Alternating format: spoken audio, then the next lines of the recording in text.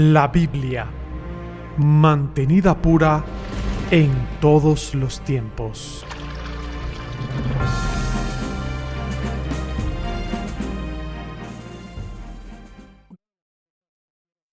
Así que hablemos un poco sobre esto. El texto recibido. En esta presentación para la conferencia le dimos el título Los orígenes del texto recibido y la preservación durante su transmisión. Así que voy a ver esos 3 puntos con ustedes por unos minutos. Los orígenes, la transmisión y la preservación de las Escrituras. Comencemos con los orígenes de las Escrituras. ¿De dónde provienen las Escrituras? ¿Cómo se llegaron a formar las Escrituras? El pastor McChaffery ahora ha escrito un folleto muy útil sobre esto. Meditemos un poco sobre esto juntos. ¿De dónde vienen las Escrituras? ¿Cómo podríamos tener una conferencia como esta y no decir algo acerca de la declaración de Pablo en 2 de Timoteo 3:16? Toda Escritura es inspirada por Dios y útil para enseñar, para redarguir, para corregir, para instruir en justicia. Y quizás ustedes sepan, quizás lo hayan escuchado predicado desde el púlpito, que cuando dice que toda la Escritura es inspirada por Dios, detrás de esas palabras traducidas al español se encuentra la palabra griega theopneustos.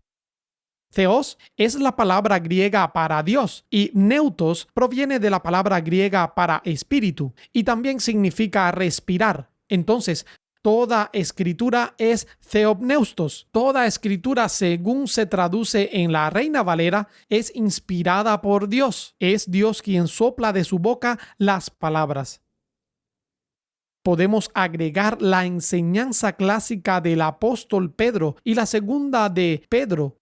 Capítulo 1, versículo 19 en adelante, él dijo: tenemos además la palabra profética más segura, a la cual haréis bien en estar atentos, como a una lámpara que alumbra en lugar oscuro hasta que el día esclarezca y la estrella de la mañana salga en vuestros corazones.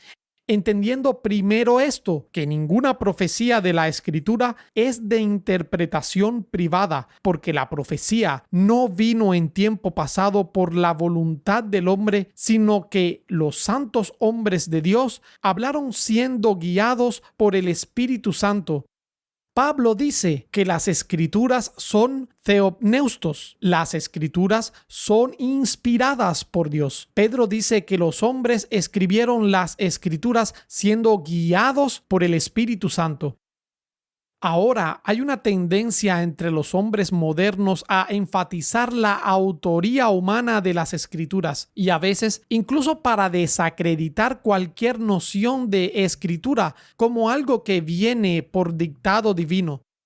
De hecho, no debemos negar lo que los teólogos han llamado la confluencia de la Escritura, es decir, que la Escritura viene de Dios a través de los hombres.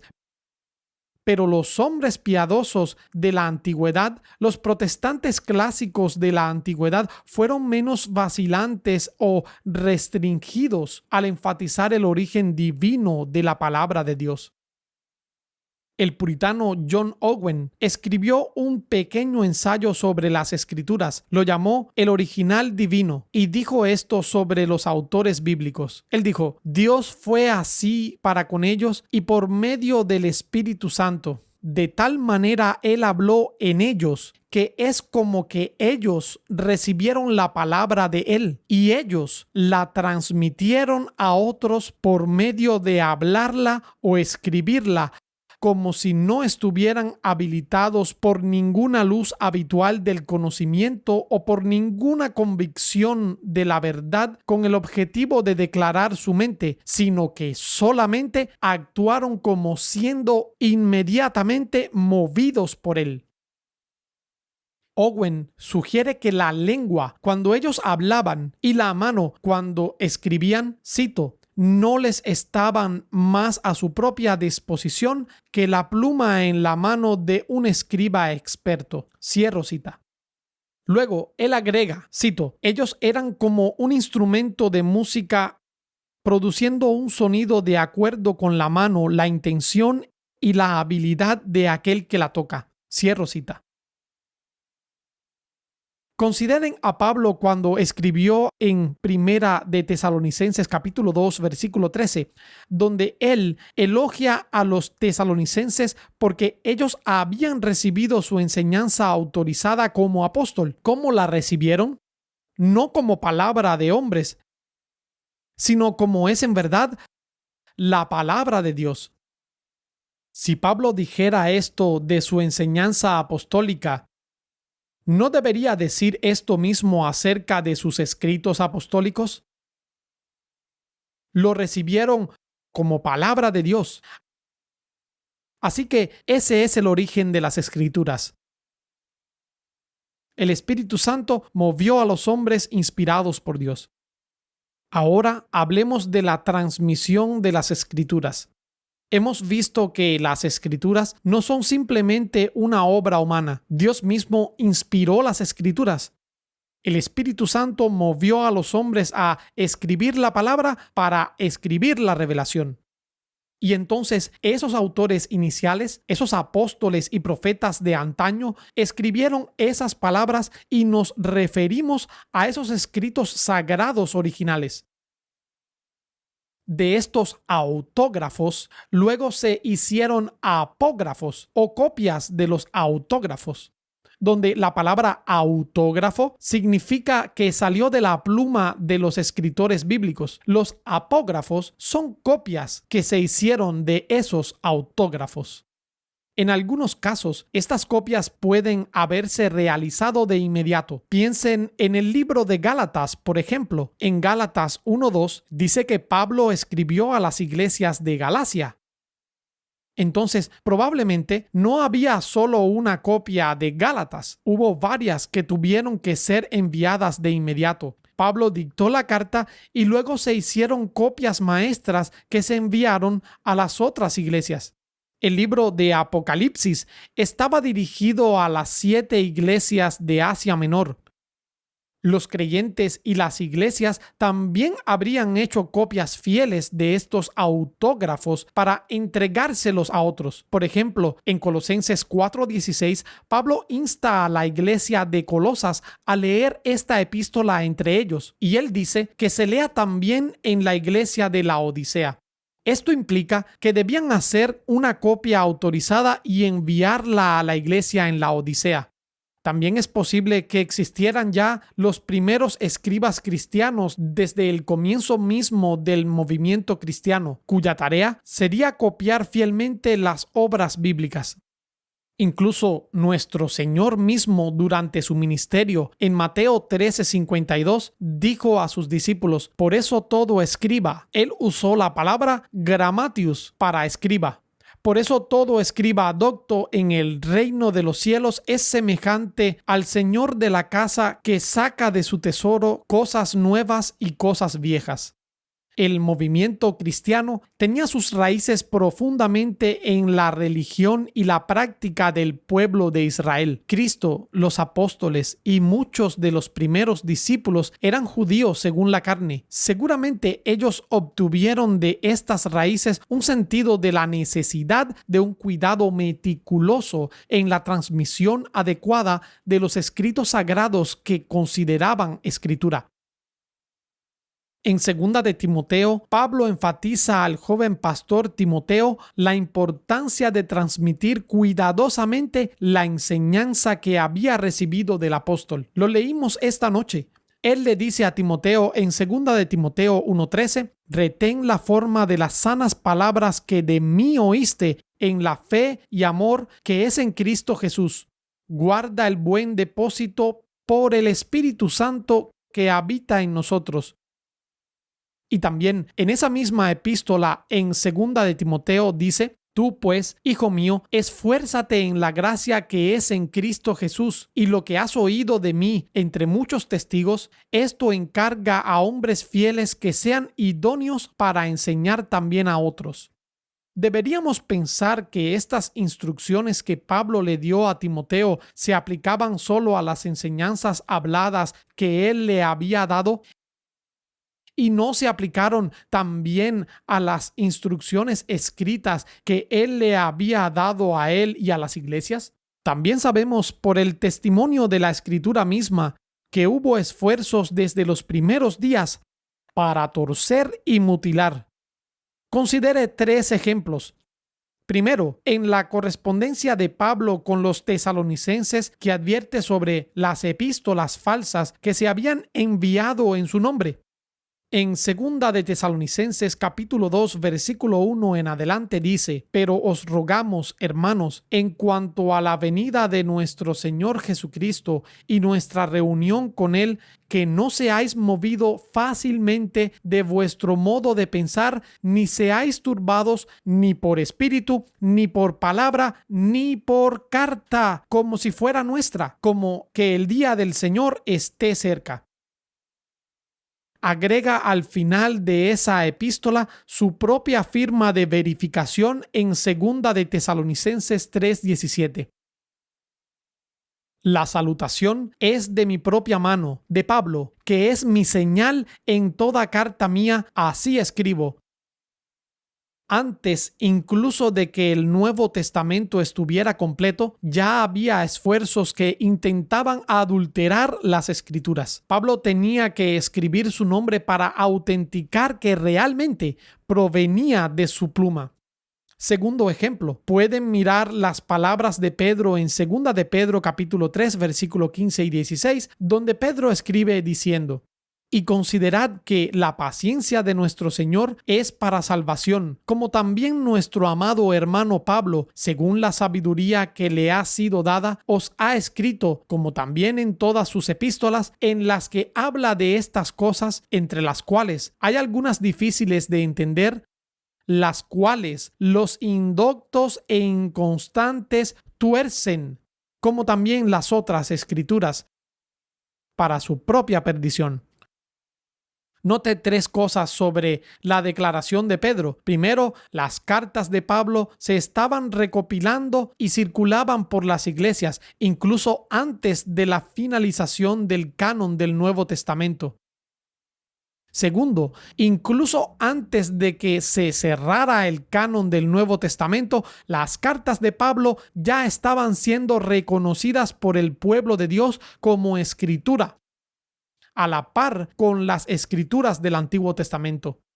Tercero, nótese que ya había hombres indoctos e inconstantes que intentaban torcer, corromper o dañar las cartas de Pablo.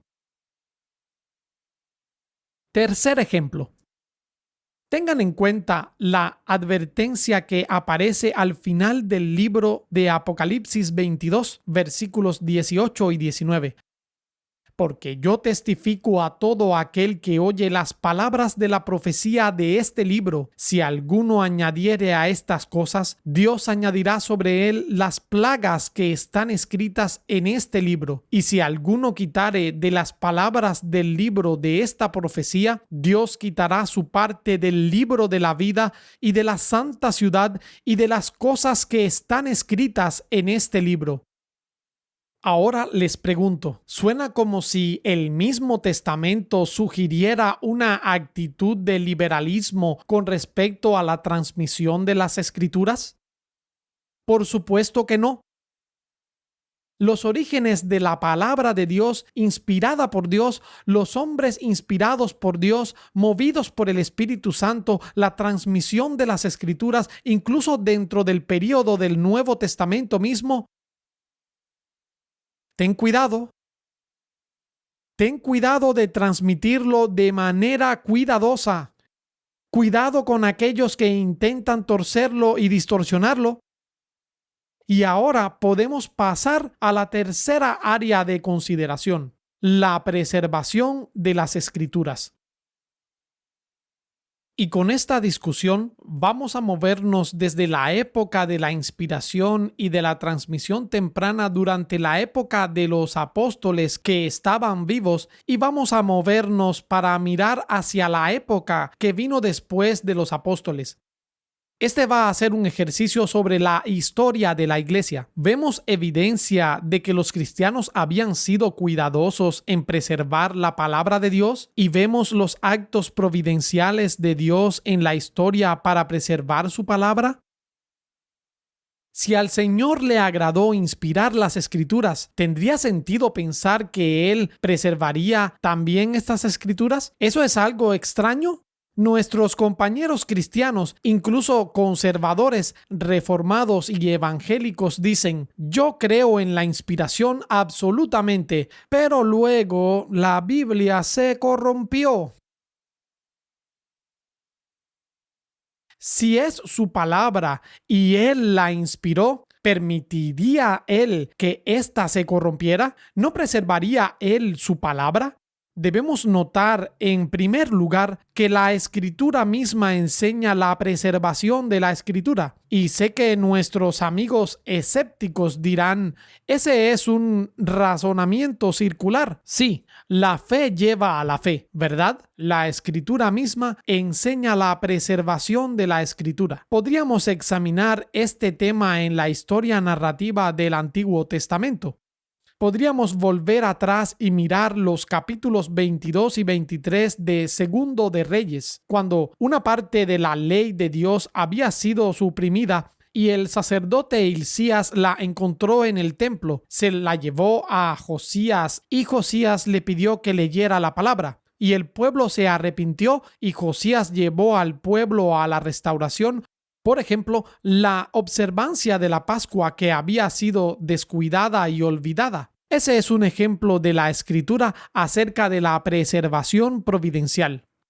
Dentro de las Escrituras podemos ir al capítulo 36 de Jeremías, cuando el malvado rey Joacim tomó un cuchillo de escribanía y se sentó junto al brasero de invierno y literalmente rasgó las palabras de Jeremías y las arrojó a la estufa porque no le gustó lo que Jeremías estaba diciendo. ¿Y qué hizo Jeremías? ¿Qué hizo Dios después de que el rey destruyó la palabra de Dios que Dios le dio a Jeremías a través de su escriba Baruch? Las cuales son las mismas palabras que encontramos al final de Jeremías 36. Y no solo dio las palabras que el rey había tratado de destruir, sino que Jeremías dice que aún fueron añadidas sobre ellas muchas otras palabras semejantes. ¿Qué es eso? ¿Qué es Jeremías 36? La preservación providencial de las Escrituras. Podríamos ir a Nehemías 8, cuando los exiliados habían regresado. En Babilonia, las generaciones anteriores habían visto la destrucción del templo. Por cierto, donde había copias de la palabra de Dios que estaban guardadas y con las cuales podían ser comparadas las copias. Y habían visto el templo destruido. Y sin embargo, Dios había preservado su palabra. Había hombres fieles que habían preservado y protegido la palabra que tenían con ellos, que eran los rollos que trajeron en el exilio, y regresaron, y muchos creyeron bajo el sacerdote y escriba Esdras. Este fue un momento crucial en la formación, la colección, el reconocimiento del Antiguo Testamento. Dios usó a Esdras. En Nehemías 8 se describe cómo esos exiliados que habían sido restaurados a la tierra, de cómo Esdras se paró delante de ellos y les leyó todo el día la palabra de Dios. Y algunas de estas personas, después de 70 años de exilio, ya ni siquiera sabían hebreo. Este es uno de los primeros ejemplos de traducción. Además, ponían el sentido de lo leído en voz alta. ¿Qué es Nehemías 8? Es una narración bíblica sobre la preservación de las Escrituras. No está solo en la narrativa, también lo vemos en otras partes de la palabra de Dios. Lo escuchamos en los Salmos. En el Salmo 12, vean el Salmo 12, versículos 6 y 7. Las palabras de Jehová son palabras puras, como la plata refinada en horno de tierra, purificada 7 veces. Tú, Jehová, los guardarás. De esta generación los preservarás para siempre.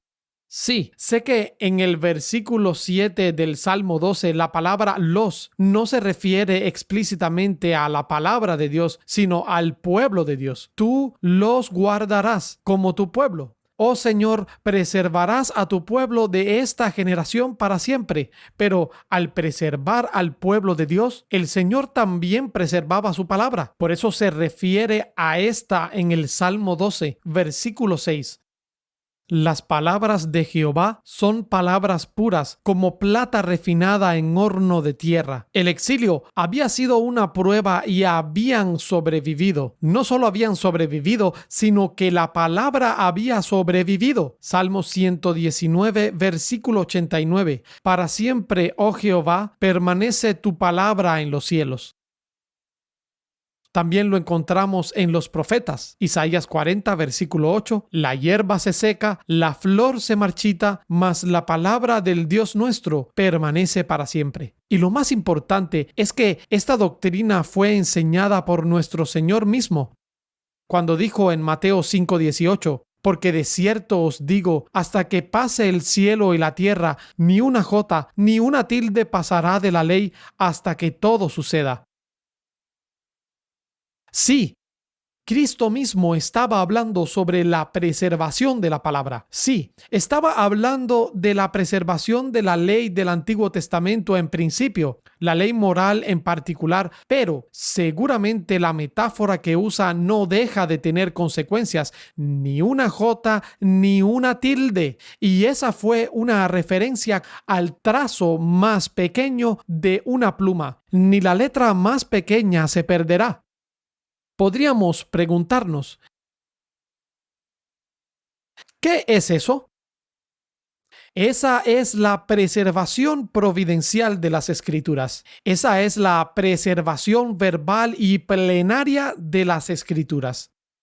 Consideren también las palabras de Cristo a sus discípulos acerca de la obra del Espíritu Santo al preservar sus palabras para ellos. ¿Se han preguntado alguna vez al leer el Evangelio cómo es que Juan pudo recordar todas las cosas que dijo Jesús? ¿Cómo fue posible que pudiera recordar todas las cosas que hizo Jesús? Debe haber tenido una memoria asombrosa, ¿verdad? Pero en Juan 14:26, Cristo les dijo a sus discípulos, mas el Consolador, el Espíritu Santo, a quien el Padre enviará en mi nombre, Él os enseñará todas las cosas y os recordará todas las cosas que os he dicho. Juan no tenía por qué tener una memoria extraordinaria. Podía haberla tenido. El Espíritu Santo los ayudó a recordar todas las cosas que el Señor Jesucristo había dicho. Si el Espíritu Santo preservó la palabra de Cristo en la memoria de sus discípulos, ¿no conservaría también esas palabras después que fueron escritas en los Evangelios? Así que la Escritura misma enseña que Dios preservará su palabra.